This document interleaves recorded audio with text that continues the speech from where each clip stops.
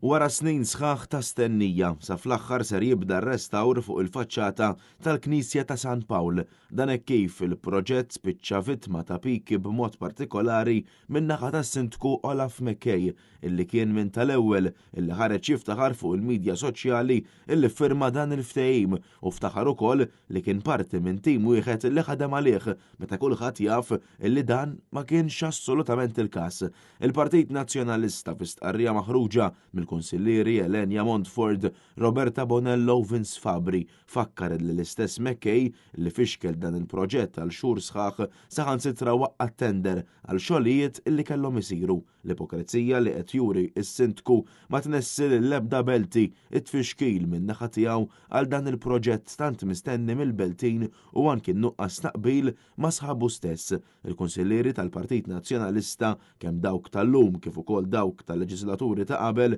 illi kienet tinkludi lil Christian Mikallef u Mark Spiteri Lucas insistew b'mod konsistenti għal snin sħaħ biex dan il-ftehim jiġi firmat. Il-firma waslet xahar qabel il-festa titolari ta' San Pawl nawfragu wara snin twal ta' dewmien, tfixkil amministrattiv u nuqqas ta' deċiżjonijiet u tikkonferma dak li dejjem qal il-Partit Nazzjonalista li dan hu proġett meħtieġ u li din kienet id-deċiżjoni li kellha tittieħed mill-bidunet. Il-Kunsillieri lokali tal-Partit Nazzjonalista b'mod unanimu dejjem esprimew l-appoġġ tagħhom għal dan il-proġett tul il-leġislaturi differenti u għalhekk li dan ir-riżultat jikkonferma bl-aktar mod ċar dak li dejjem hemmnu fih u stinkaw għalih ir-rappreżentanti tal-Partit Nazzjonalista bħala kunsillieri tal-Beltin kollha.